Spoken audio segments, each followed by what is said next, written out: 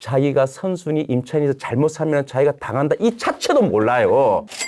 경매를 하다 보면은 조금 쉽게 하는 경매가 있고 굉장히 어렵게 하는 경매가 있어요. 아파트 이야기 하나 하겠습니다. 이 단지에 두 사람이 낙찰을 받았어요. 시기적으로는 틀립니다. 근데 한 사람은 낙찰받고 너무너무 어렵게 이 집을 점유를 했어요. 여러분 평생 경매를 하면서 이렇게 어렵게는 가지 않을 겁니다. 아, 그 정도입니까? 네. 여러분 재침 아세요? 재침이라는 용어 아세요? 아니요, 처음 듣습니다. 처음 듣지요?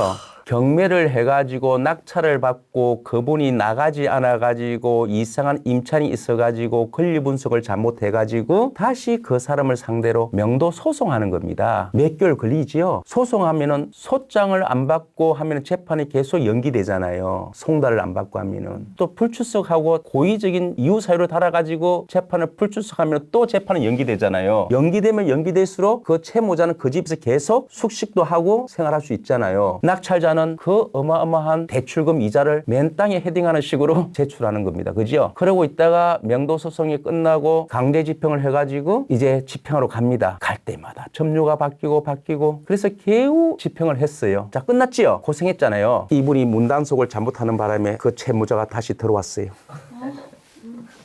이게 재침이라는 겁니다. 그럼 재침이 됐을 때는 어떻게 되느냐? 법원에서 인도 강제 집행을 실시하고 난 뒤에 집행 조서에는 별지 부동산을 채권자에게 인도하였다 하는 조서가 작성됩니다. 그 시간에 인도하였다 했는데 선생님 빨리 오세요. 어저께 있잖아요. 우리 여기 명도하였던 입니다. 제가 인도하였지 않습니까? 그런데요, 그날 밤에 채무자가 짐을 들고 다시 들어왔어요. 다시 해주세요. 안 됩니다. 다시 재판하셔야 됩니다. 그 집행 권한 하나를 가지고 인도하였다고 끝났기 때문에 새로운 집행 권한이 있어야 돼요. 집행 권한은 뭡니까? 또 다른 명도 소송했던 그 사건 번호 또다시 재판 시작합니다. 경매를 학원도 많이 다니고 책도 많이 보고 엄청나게 하셨던 분입니다. 자, 이분은 자다가도 경매 이야기 나오면 벌떡 일어날 수도 있고 경매 자체를 하면은 트라우마가 될 수도 있을 수도 있어요. 그 반면에 똑같은 단지입니다. 저는 동만 틀린 것만 알아요. 동만. 똑같은 단지입니다. 제가 이 친구를 오늘 데리고 오고 싶었어요.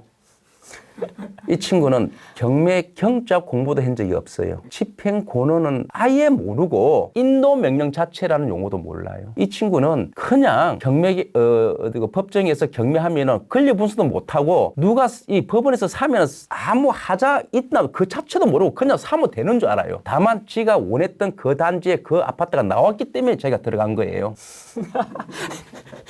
사주팔자에 그 애는 돈이 따르는 애인지 모르겠는데 좀 그런 것도 있을 수도 있어요. 제가 기억하고는 그때 한 18명 정도 온 기억이 나는데 자기가 1등 했고 2등은 그 부동산 나왔던 그 옆집에 있는 신혼부부가 2등이었어요. 그 신혼부부가 그 당시 100만 원인가 18만 원인가 그 차이로 떨어진 걸로 기억납니다. 버블7이라는 그때 해가지고 그 아파트 가격이 아파트 27평이 그때 4억 2천에 낙찰됐다 하면은 할 말 없지요. 지금 10매덕 하는데 불과 뭐 한 6, 7, 8년, 6, 7년 됐나? 그때가 마지막 코스인 것 같아요. 근데 그런 부동산 사이클 주기도 모르는 애가 그는 또 그 시기에 그냥 자기가 원했던 돈이 나오니까 그냥 이렇게 온 것 같아요. 근데 쓴 것도 참 기가 차게 쓴 것 같아.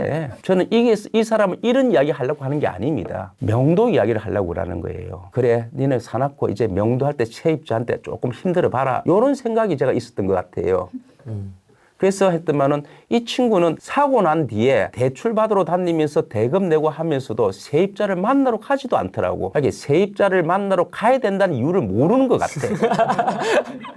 그래서 하도 그래가지고 어떻게 할 건지 물어보니까 법원에서 그냥 나중에 대금 내면 자기가 들어가면 되는 거 아니냐. 그거 아니다. 그분한테 찾아가가지고 언제 이사 갈 것이냐 물어보고 안 되면 법원 가가지고 그분이 나가라는 그 우편 서류, 그게 인도 명령이잖아요. 그 인도 명령하면 모르니까 경매에 가서 물어봐야 된다. 이런 식으로 했는데 이 친구는 그래도 머리가 아파가지고 자기가 때가 되면 나을 거 아니냐 이런 쉽게 생각하더라고. 그러고 난 뒤에 이제 뭐 아파트 같은 경우에는 세입자가 환자였어요. 피를 걸러내는 있잖아요. 투숙 환자였어요. 그런데 맨 처음에는 막 사위가 전화 와가지고 6개월 뒤에 이사 가겠다, 투숙되면 안 된다 했는데 어느 한날 한시에 그 법원에서 애고를 갔어요. 외고를. 그래도 외고 가니까 일단은 뭐 가족분들 빨리 데리고 가십시오. 저희들은 뭐 예정대로 집행해야 됩니다. 이렇게 말은 원칙적으로 해야 되잖아요. 그렇게 하고 나니까 낮에 아무 소리도 없이 그냥 짐을 들고 이사를 갔어요. 이사비를 돌아 한 적도 아니고.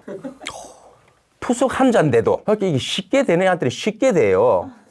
그래서 그거를 갖다가 이 애가 팔았어요. 팔고 아까 우리 오른쪽에 계시는 분하고 잠시 대화를 나누면서 제가 이야기했잖아요. 그 뒤쪽에 있는 아파트를 샀어요. 그 아파트가 또 폭동했겠어요. 그 아파트를 지 혼자 들어가지고 혼자 당선됐어요. 혼자 들어가지고. 뭐 권리 분수가 어디 있습니까? 그래가지고 되고 난 뒤에 그게 또 굉장히 올랐어요. 돈이 되는 사람은 되지요. 경매도 안 다니는데 비싼 강의료도 안 내고 그분한테 후랭이 TV 하면 그게 무슨 말인지 몰라요. 그래서 그 집을 샀는데 지금부터 하고 싶은 이야기는 이 이야기입니다. 안 찾아가요 또. 내가 이번만큼은 너가 인생의 쓰라린 맛을 한번 봐봐라. 가가지고 가서 빨리 그분이 나가라고 해야 된다고 그까지만 이야기해봤어요. 형 거기 내가 왜 찾아가냐고 알아서 나갈 거 아니냐고 해가지고 이 애가 중국 여행을 좋아합니다. 오지 여행을. 그 오지를 가는 걸 좋아해요. 내가 보면 좀 한심하더라고. 그래서 막 네가 샀으니까 네가 알아서 해야지 뭐 우리는 빨리 점유를 하고 빨리 인차를 넣어가지고 빨리 대충 갖고 이게 원칙이잖아요.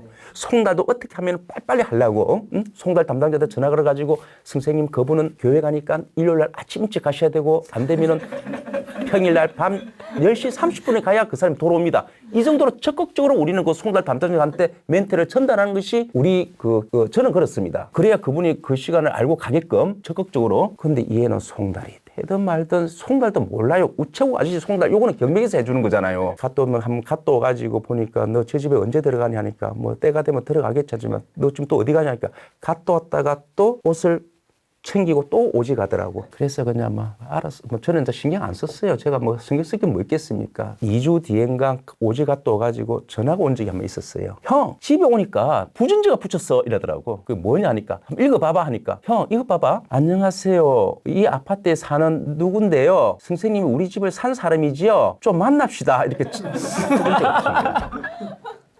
하도 안 찾아오니까 채무자가 담당 경매에 가가지고 산 사람 인적상을 좀 알아볼 수도 있잖아요. 그러다 보니까 다행히 그쪽과 그쪽이 가까운 지역이니까 온 것 같아요. 그래 부전지가 있대요.